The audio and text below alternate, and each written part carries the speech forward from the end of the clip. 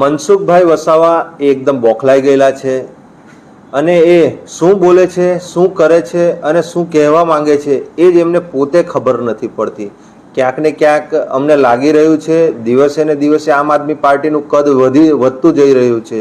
એના લીધે કદાચ એમનું માનસિક સંતુલન પણ ખોરવાઈ ગયેલું છે એવું લાગે છે.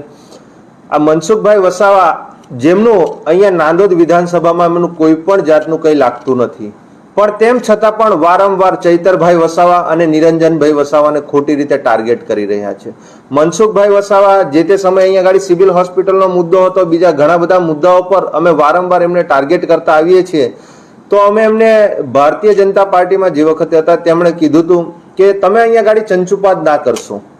એના લીધે એમણે અમને આ નિરંજન વસાવાને ખોટી રીતે એમને સસ્પેન્ડ કર્યા હતા. સરપંચ પરિષદ તે વખતે અમે ખૂબ મોટા પ્રમાણમાં ચલાવતા હતા એના લીધે.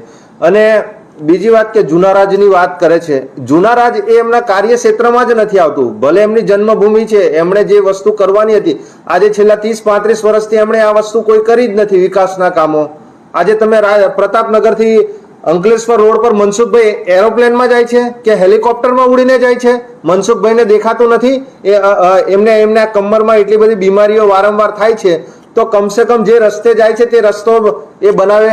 આજે એ રસ્તાની કેટલી ખરાબ પરિસ્થિતિ છે. 30-35 વર્ષથી સાંસદ છે, આજે રાજપાડીથી નેત્રંગવાળા રસ્તાની તમે પરિસ્થિતિ જુઓ. અરે એમના કાર્યક્ષેત્રમાં આવતા તમામ રસ્તાઓ એટલા જર્જરિત ને એટલા બધા ખરાબ છે, પણ તેમ છતાં આ મનસુખભાઈ વસાવા કશું બોલતા નથી. અને મેં એવું કહું છું, વાગરા છે, જંબુસર છે, આમોદ છે, એ બાજુના વિસ્તારો પર આ મનસુખભાઈ કેમ નથી જતા? કેમ કે ત્યાંના ધારાસભ્ય, ત્યાંના સંગઠન એમને કોઈ પૂછતા નથી. એના લીધે મનસુખભાઈ વસાવા ફક્ત ચૈતરભાઈ વસાવા અને નિરંજનભાઈ વસાવા શું કરી રહ્યા છે, નાંદોદમાં આવીને અહીંયા ગાડી કમલમમાં બેસી અથવા તો એમના ઘરે બેસીને ફાકા ફોજદારી કરવાનું બંધ કરો. તમને અહીંયા ભારતીય જનતા પાર્ટીએ છેલ્લા 30-35 વર્ષથી ચૂંટાડીને સત્તા પર બેસાડ્યા છે. તમે મંત્રી પણ બની ચૂકેલા છો, પણ તેમ છતાં તમારાથી કોઈ કામો નથી થતા. તમે પોતે જે સાંસદની ગ્રાન્ટ આવે છે એ પણ દર વર્ષે તમે ત્યાં ગાડી જમા કરી દો છો. તમે વિકાસ કરો અને પ્રજાના ઘણા બધા પ્રશ્નો છે એનું નિરાકરણ લાવો. ચૈતરભાઈ વસાવા અને નિરંજનભાઈ વસાવા એમની જે જવાબદારી છે, એમની વફાદારી પૂર્વક એમનું સંપૂર્ણપણે એ કામ કરી જ રહ્યા છે અને પ્રજાને જાગૃત કરે છે, નહીં કે તમારી જેવા ગોલ ગોલ ફેરવી અને પ્રજાને ગેરમાર્ગે દોરી અને ભમરાવાનું કામ કરે છે.